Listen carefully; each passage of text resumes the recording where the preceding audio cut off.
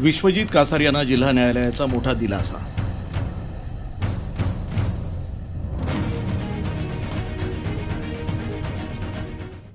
Supa police station इथं दाखल असलेल्या जीवे ठार मारण्याच्या प्रयत्नाच्या आणि अपहरणाच्या गुन्ह्यातनं विश्वजित कासार आणि इतर 2 जणांना जिल्हा न्यायालय अहिल्यानगर यांनी सबळ पुराव्याअभावी निर्दोष मुक्त केले।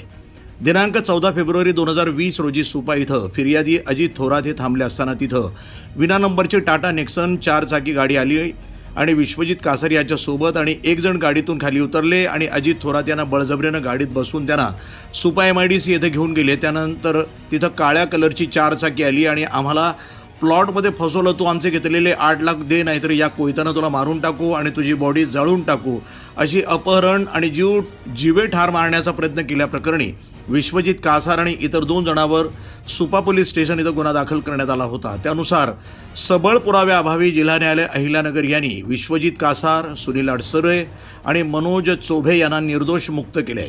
कासार यांच्या वतीनं ॲडव्होकेट आनंद व्यवहारे यांनी बाजू मांडली। वृत्तसंपादन विभाग, न्यूज टुडे 24, अहिल्यानगर।